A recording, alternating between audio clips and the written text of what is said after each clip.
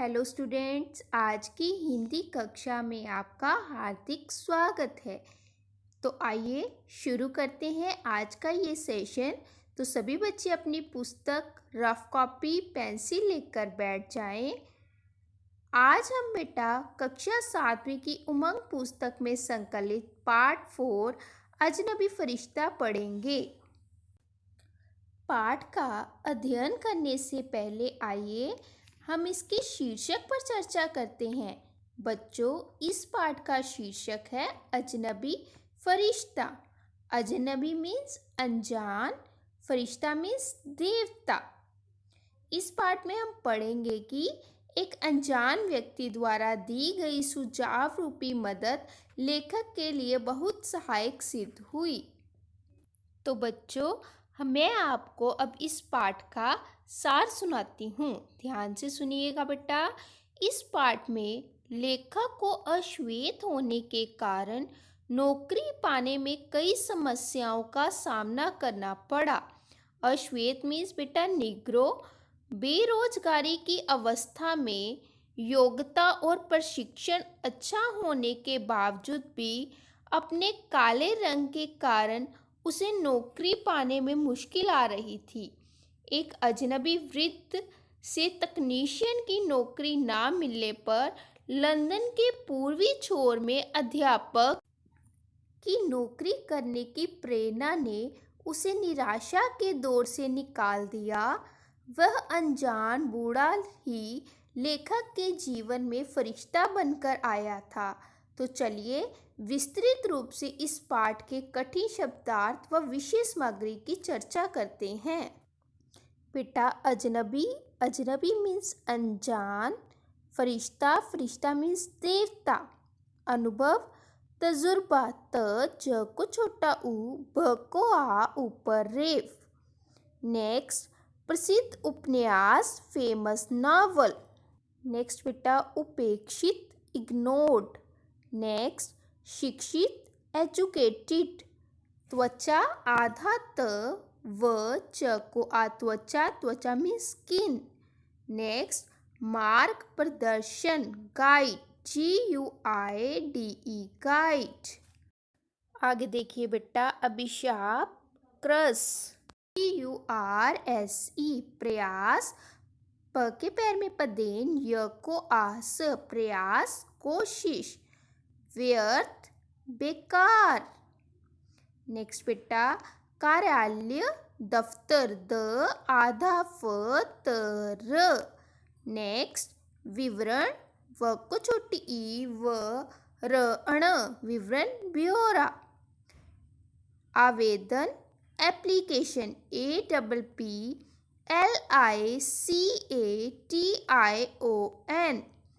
अस्वीकार, रिजेक्ट। अश्वेत, काला। तकनीशियन, technician. Next, आवश्यकता, जरूरत। प्रशिक्षण, ट्रेनिंग। नेक्स्ट देखिए बेटा, सहायक, हेल्पफुल, HELPFUL, हेल्पफुल।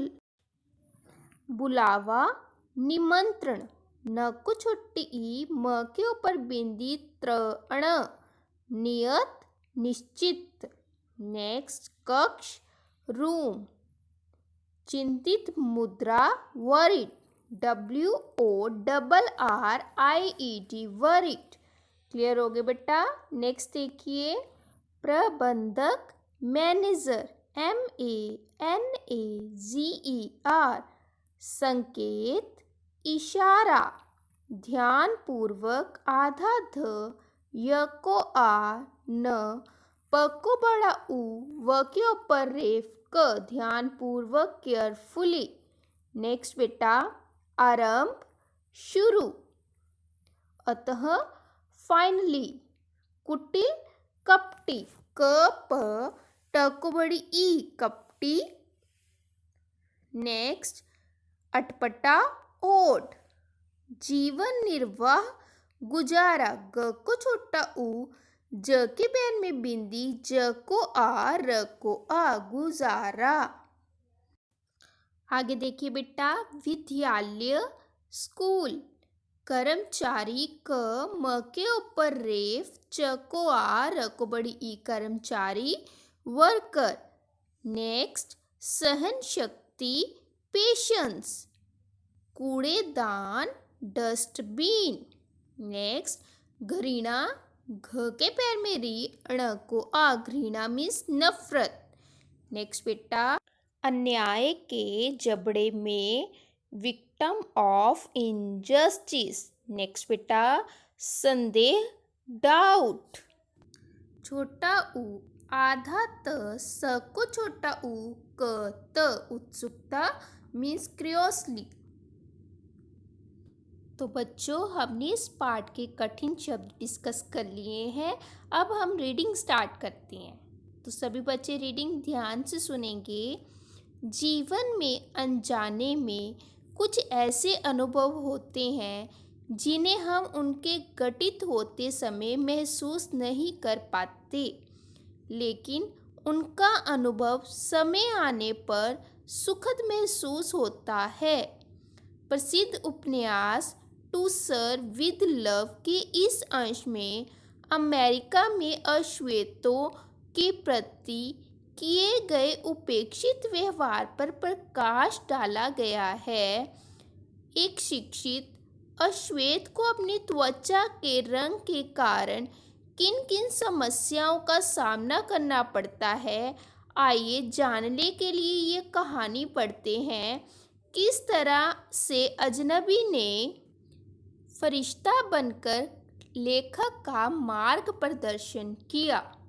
प्रस्तुत कहानी प्रसिद्ध उपन्यास टू सर्व विद लव की एक घटना के बारे में है, जिसमें बताया गया है कि लेखक को कैसे अमेरिका में हो रहे गोरे काले भेद के कारण अपमानजनक व्यवहार झेलना पड़ा।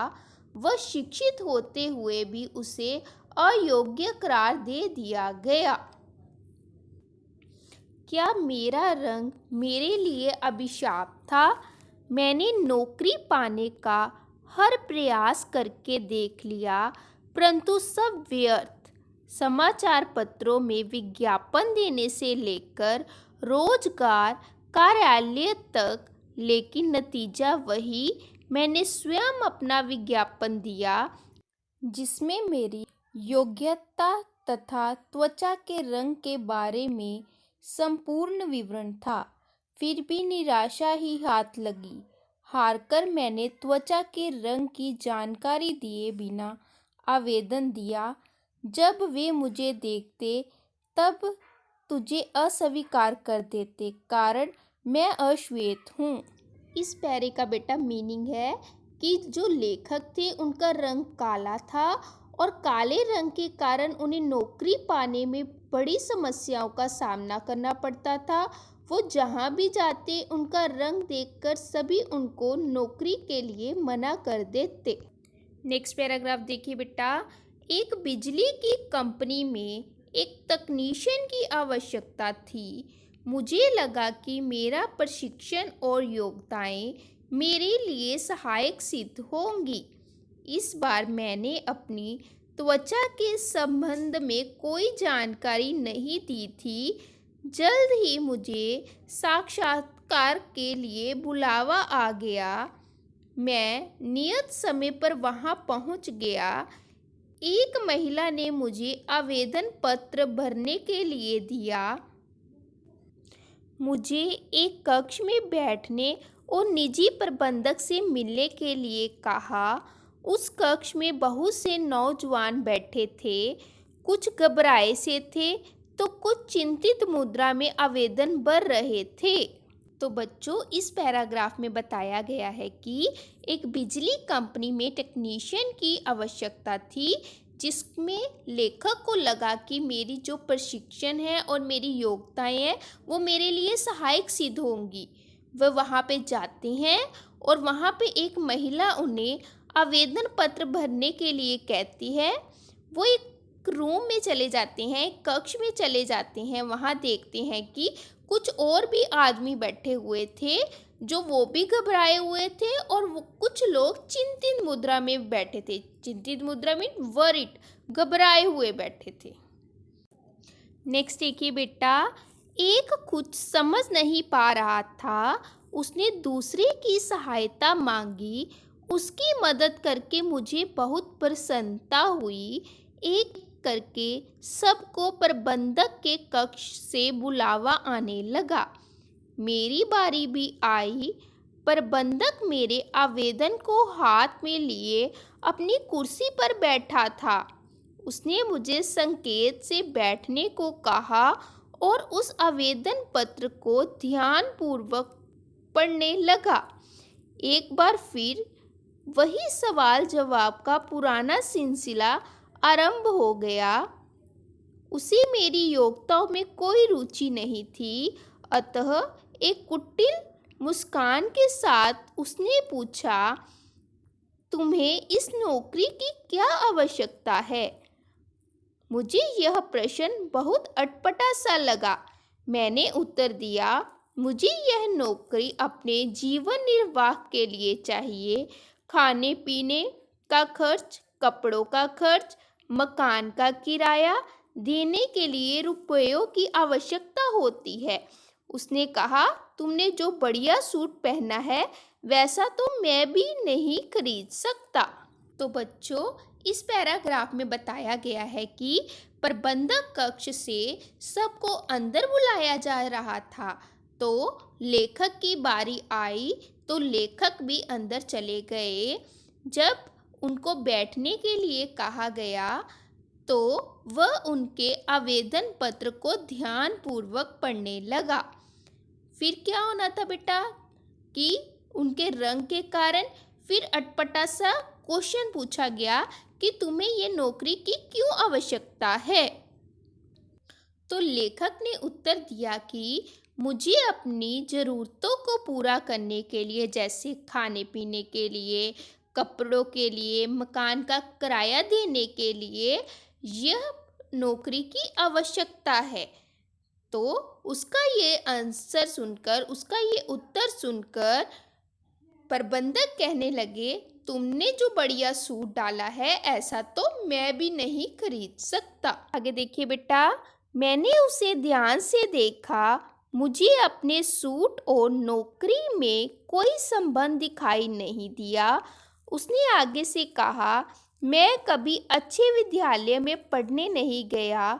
विद्यालय की बात छोड़ो, हमारा कोई कर्मचारी तुम्हारे जितना पढ़ा लिखा नहीं है। मुझे लगता है कि तुम यहाँ के लिए सही नहीं हो। जिस तरीके से तुम बात करते हो यहाँ के लोग पसंद नहीं करेंगे। बेटा, इस पैराग्राफ में बताया गया है कि प्रबंधक लेखक को नौकरी नहीं देना चाहते थे। वे बातों से उसको टाल रहे थे। यह सब मेरी सहन शक्ति की सीमा से परे था। मैं उठ खड़ा हुआ और उसके हाथ से आवेदन पत्र छीनकर फाड़ दिया, टुकड़ों को कूड़ेदान में डाल और नमस्कार करके बाहर निकल आया। मैं 18 महीनों से बेरोजगार था।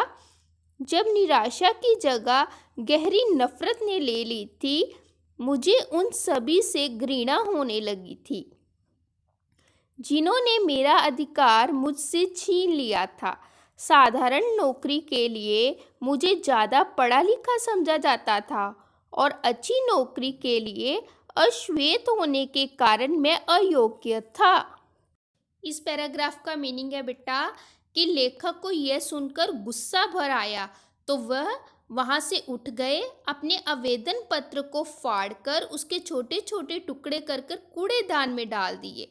और वह 18 महीनों से बेरोजगार थे। अब उनके मन में उन लोगों के प्रति इतनी नफरत हो गई थी जो उनके रंग के कारण उन्हें नौकरी नहीं देते थे। मैं स्वयं को अन्याय के जबड़े में कसा हुआ पा रहा था। क्रोध में आकर कुछ भी कर गुजरने को तैयार था। मैं सभी को संदेह की दृष्टि से देखने लगा था। मुझे लगता था कि लोग मुझे अजीब सी नज़रों से देख रहे हैं। अब मैं बच्चों को भी शक की नज़रों से देखने लगा था, जो मेरे रंग के कारण मुझे बड़ी उत्सुकता से देखते थे। बेटा, इस पैराग्राफ में बताया गया है कि प्रबंधक द्वारा बेतुके सवाल पूछे जाने पर लेखक को एहसास हो गया कि उसके अश्वेत होने के कारण उसे परोक्ष रूप से, परोक्ष बेटा इनडायरेक्ट वे से, नौकरी देने से इनकार किया जा रहा है। इस अवस्था में वह अपने आप को रंग नस्ल भेद के अन्याय का शिकार मान रहा था। यही कारण था कि अब बच्चों द्वारा उसे गौर से देखना भी उसे बुरा लगने लगा। तो बच्चों, आज हमने पाठ 4 अजनबी फरिश्ता के कठिन शब्द और रीडिंग की है। तो आपने घर में फिर से इसकी रीडिंग करनी है। तो जो बाकी की रीडिंग है हम नेक्स्ट वीडियो में डिस्कस करेंगे। ओके बेटा, बाय, टेक केयर बेटा।